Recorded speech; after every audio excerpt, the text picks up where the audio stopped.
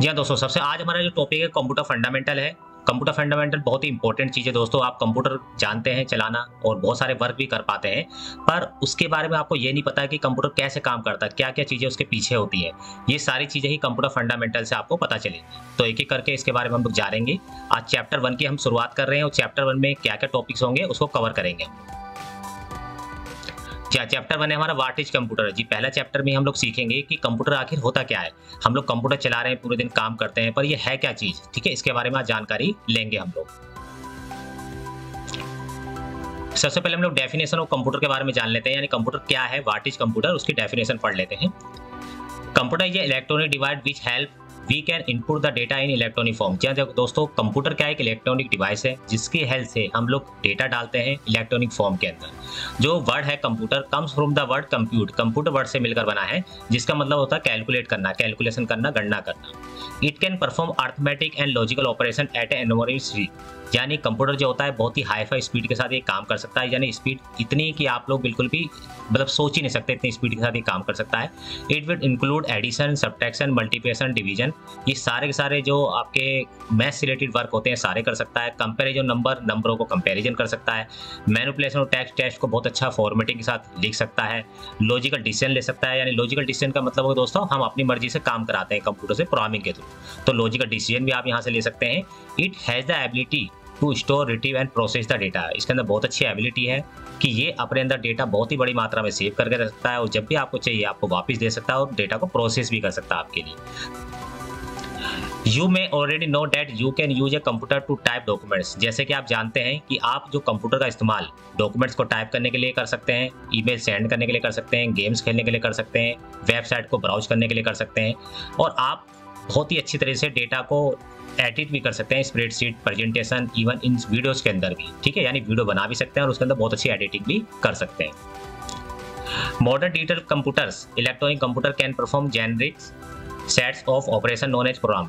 Computer के through आज के जितने डेट में कंप्यूटर आप देख रहे हैं, इनके थ्रू एक आप ऑपरेशंस यानी अपनी मर्जी से काम भी कर सकते हैं। अभी तक आपने काफ़ी एप्लीकेशंस यूज किए हैं जिसमें आप देखते होंगे कि आप सिर्फ वही यूज कर सकते हैं जो उसमें दिया हुआ है। अगर आप चाहते हैं कि भाई मैं अपनी मर्जी से कोई काम कंप्यूटर से करवाऊं, तो उसके लिए आपको प्रोग्रामिंग्स होती है जिसके थ्रू आप अपने काम कंप्यूटर से करा सकते हैं, और वो सारे के सारे होते हैं ऑपरेशंस लॉजिकल इंस्ट्रूमेंट्स के थ्रू, ठीक है, लॉजिकल प्रोग्राम्स के थ्रू, उसके थ्रू आप कर सकते हैं। This program enable computer to perform a wide range of task, आप इसके थ्रू कंप्यूटर के थ्रू बहुत बड़े जो भी काम चाहें वो सारे काम आप कर सकते हैं, चाहे वो कितना छोटा काम हो चाहे बड़ा हो, सारे काम आप इसके थ्रू कर सकते हैं। अब बात करते हैं कंप्यूटर का इन्वेंट किसने किया। Charles Babbage is the father of computer. जी हाँ दोस्तों, चार्ल्स बेबेज जी को जो है फादर ऑफ कंप्यूटर बोला जाता है। The first mechanical computer design by him was called analytical engine. इन्होंने सबसे पहला जो कंप्यूटर डिजाइन किया था, बनाया था, वो एनालिटिकल इंजन है, ठीक है, और ये उनकी फोटो आप देख सकते हैं, इन्वेंटर फादर ऑफ कंप्यूटर, तो इनको ही फादर ऑफ कंप्यूटर बोला जाता है। तो होप करता हूँ कंप्यूटर की डेफिनेशन आपको बहुत अच्छे से समझ में आ गई होगी। नेक्स्ट टॉपिक पे चलते हैं दोस्तों। अब हम कंप्यूटर सिस्टम के बारे में जानते हैं कि आखिर कंप्यूटर सिस्टम होता क्या है। The computer from which it made consist following man electronic devices. या दोस्तों, कंप्यूटर जो होता है सबसे, वैसे तो काफ़ी सारे डिवाइसेज होते हैं जो कंप्यूटर के साथ अटैच होते हैं, बट कंप्यूटर में 4 मिनिमम डिवाइसेज आपको चाहिए, तभी आप कहेंगे कि आपके पास एक कंप्यूटर सिस्टम है। वो क्या क्या है उसके बारे में जान लेते हैं, ठीक है। 4 डिवाइस आप देख रहे होंगे, इसमें सबसे इंपॉर्टेंट है हमारा सीपीयू, सेंट्रल प्रोसेस यूनिट बोलते हैं इसको, इसके बारे में डिटेल्स में आगे के चैप्टर में पढ़ेंगे हम लोग, ठीक है। ये सबसे इंपॉर्टेंट है, कंप्यूटर का ब्रेन आप इसे बोल सकते हैं, सारा काम इसी के थ्रू होता है। दूसरा मेन डिवाइस है हमारा मॉनिटर, ये भी बहुत इंपॉर्टेंट है क्योंकि आप जो भी काम करते हैं इसी मॉनिटर के डिस्प्ले पे आपको दिखाई देता है, क्योंकि जब आपको दिखाई नहीं देगा तो आप काम कहाँ से करेंगे, तो ये भी बहुत इंपॉर्टेंट डिवाइस है हमारे लिए। इसके बाद हमारा कीबोर्ड है, क्योंकि हम जो भी काम करते हैं वो कीबोर्ड के थ्रू ही करते हैं, क्योंकि सारे हमें वर्ड्स, कैरेक्टर्स, नंबर्स सब इसी के थ्रू हम लोगों को टाइप करना होता है, तो ये भी बहुत इंपॉर्टेंट डिवाइस है। उसके बाद पॉइंटिंग करने के लिए हमारा माउस भी बहुत इंपॉर्टेंट डिवाइस है, क्योंकि बहुत से ऐसे काम होते हैं जो माउस के थ्रू बहुत ईजिली हो जाते हैं। तो ये 4 डिवाइस आप देख रहे हैं दोस्तों, ये इंपॉर्टेंट है आपके कंप्यूटर सिस्टम के अंदर। अगर इनमें से कोई सा भी एक डिवाइस आपके पास नहीं होगा तो आपका जो कंप्यूटर सिस्टम पूरा कंप्लीट नहीं माना जाएगा और आपको परेशानी होगी कंप्यूटर को चलाने में, ठीक है। तो ये 4 डिवाइस बहुत ही इंपॉर्टेंट है। इसके अलावा काफ़ी सारे डिवाइसेज जो होते हैं और भी होते हैं, वो आप लोगों को आगे चैप्टर में बताए जाएंगे। तो ये मोस्ट इंपॉर्टेंट कंप्यूटर सिस्टम तैयार करने के लिए 4 डिवाइस आपको चाहिए। चलिए आगे चलते हैं दोस्तों। इसके बाद कंप्यूटर स्टैंड्स फॉर, जी हाँ दोस्तों, कंप्यूटर की एक फुल फॉर्म भी होती है जो मानी जाती है, उसके बारे में हम लोग जान लेते हैं। आप सी देखेंगे तो सी से कॉमन होता है, ओ से ऑपरेटिंग, एम से मशीन, पी से प्रॉपरली, यू से यूज फॉर, टी से टेक्नोलॉजी, ई से एजुकेशन और आर से रिसर्च। तो आप देख रहे होंगे COMPUTER, कंप्यूटर ये पूरा वर्ड बन जाता है और ये इसके सामने वर्ड्स है, ठीक है। तो common operating machine, properly use for technology, education and research, यानी एक ऐसी सिंपल मशीन, ठीक है, जिसका इस्तेमाल किया जाता है टेक्नोलॉजी में, एजुकेशन में और रिसर्च में। तो ये कंप्यूटर की एक फुल फॉर्म आप बोल सकते हैं दोस्तों। तो ये बहुत अच्छी तरह से आप लोग रट लीजिए, इसे अच्छी तरह से याद कर लीजिए, क्योंकि अगर आपसे कोई पूछता है कि कंप्यूटर की फुल फॉर्म क्या होती है तो आप याली बता सकते हैं उनको। इसके बाद हम एडवांटेज एंड डिसएडवांटेज और कंप्यूटर के बारे में जान लेते हैं। आपने एडवांटेज तो बहुत सुनोगे कंप्यूटर के, क्या आपको पता है कि कंप्यूटर के कुछ डिसएडवांटेज भी हैं? आज हम उसी के बारे में जानकारी लेंगे। तो एडवांटेज और डिसएडवांटेज इस टॉपिक में पढ़ेंगे हम लोग। इसमें आप देख रहे होंगे एडवांटेज के बारे में हम सबसे पहले पढ़ लेते हैं दोस्तों। तो एडवांटेज क्या क्या होते हैं पढ़ लेते हैं। वेरी हाई स्पीड, जी हाँ दोस्तों, कंप्यूटर जो होता है बहुत ही हाई फाई स्पीड के साथ काम कर सकता है और आजकल के मॉडर्न कंप्यूटर तो बहुत ही ज्यादा स्पीड के साथ काम करते हैं। हम सोच भी नहीं सकते अपने दिमाग से भी कि वो कितना ज़्यादा स्पीड से काम कर रहे हैं, यानी बहुत ही हाई फाई स्पीड के साथ कंप्यूटर में काम कर सकते हैं। इंसान से भी ज़्यादा ये तेज काम करता है।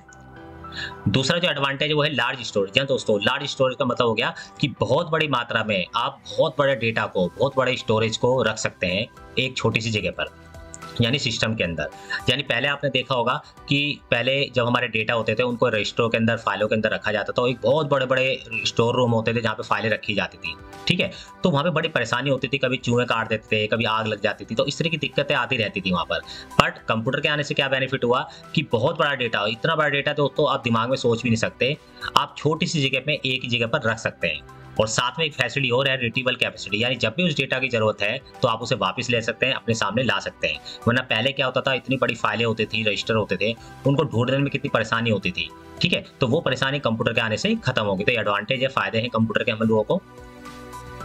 उसका एक्यूरेसी, जी हाँ दोस्तों, कंप्यूटर जो है बिल्कुल एक्यूरेट तरीके से काम करता है। अगर कंप्यूटर ने से आपने कोई काम कराया और कंप्यूटर ने आपको रिजल्ट दिया तो आप 100% विश्वास कर सकते हैं कि कंप्यूटर ने वो काम बिल्कुल परफेक्ट किया है, ठीक है। एक्यूरेसी होती है, बिल्कुल एक्यूरेट तरीके से वो काम करता है, ना ऊपर ना नीचे, बिल्कुल एक्यूरेट रिजल्ट आपको देता है। तो ये भी फायदा हमारे कंप्यूटर से।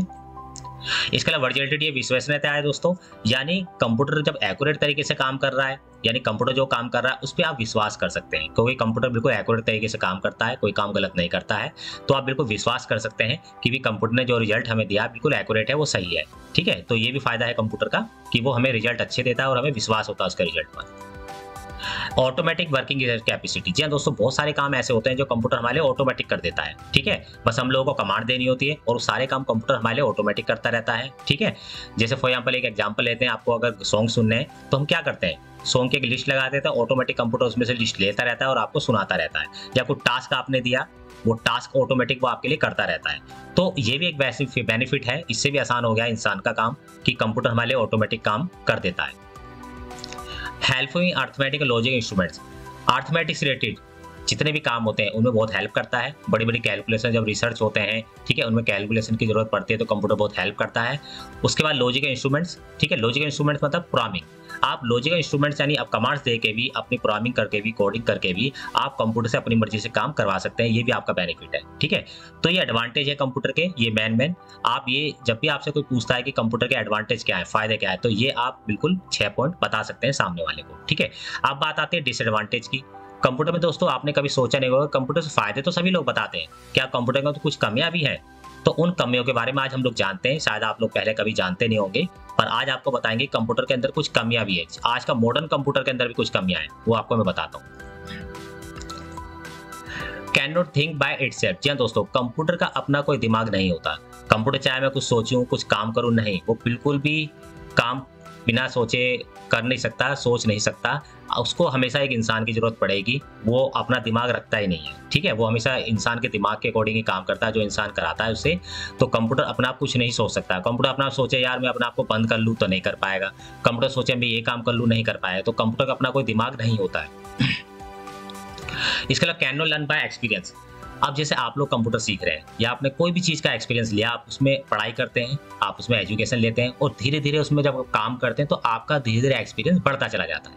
बट कंप्यूटर का ऐसा नहीं है।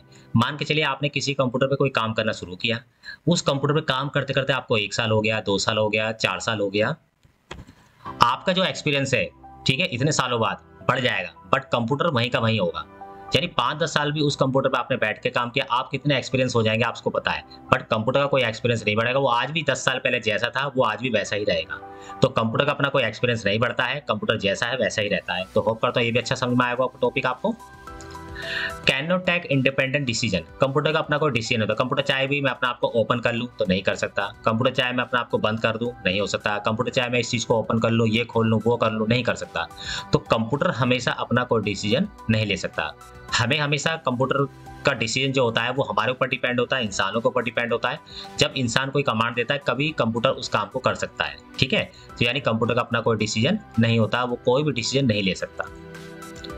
Can not handle situation where error occurs, अगर मान लीजिए कंप्यूटर कोई काम कर रहा है, ठीक है, आप कंप्यूटर से कोई काम करा रहे हैं, अचानक से कोई एरर आ गई, कोई गलती हो गई आपसे, तो कंप्यूटर उस गलती को कभी भी ठीक नहीं कर सकता। ये भी एक इसमें कमियां हैं, ड्रॉबैक है कि आपने कोई काम किया, ठीक है, काम कर रहे हैं और आपसे गलत हो गया, तो कंप्यूटर क्या करता है, आपको एरर मैसेज देता है कि भाई आप ये गलती कर रहे हैं, पर उस गलती को कभी भी कंप्यूटर ठीक नहीं कर सकता, ठीक है। तो इसलिए कंप्यूटर के अंदर ये भी एक डिसएडवांटेज है कि कंप्यूटर अपना कोई भी एरर को ठीक नहीं कर सकता, हमेशा आपको बताएगा, कोई भी एरर हैंडल नहीं कर सकता। Can not right anything by itself, computer अपना आप कुछ नहीं लिख सकता। कंप्यूटर चाहे मैं अपना नाम लिख लूँ, कंप्यूटर नहीं लिख सकता। कंप्यूटर चाहे मैं CPU मॉनिटर ये सब लिख लूँ, नहीं लिख सकता। कंप्यूटर कभी भी टाइपिंग नहीं कर सकता दोस्तों, कुछ नहीं लिख सकता। तो आपने देखा कि ये फायदे हैं और ये डिसएडवांटेज है। अगर आपसे कोई पूछता है कि भाई कंप्यूटर के एडवांटेज क्या है, डिसएडवांटेज क्या है, तो ये आप याद कर लीजिए, डिसएडवांटेज एडवांटेज, इसको आप रट के, ठीक है, आप याद करके आप सामने वाले को बता सकते हैं। एडवांटेज तो आप अपने मन से भी बता सकते हैं, ठीक है, क्योंकि सभी लोग जानते हैं। बात आते हैं डिसएडवांटेज की, कमियों की। तो ये जो टॉपिक है 5, ये आप इनको अच्छी तरह से याद कर लीजिए। इसी की वजह से आप जो है सामने वाले को बता पाएंगे कंप्यूटर के अंदर डिसएडवांटेज है। तो होप करता हूँ ये एडवांटेज और डिसएडवांटेज का टॉपिक आपको अच्छे से समझ में आ गया होगा।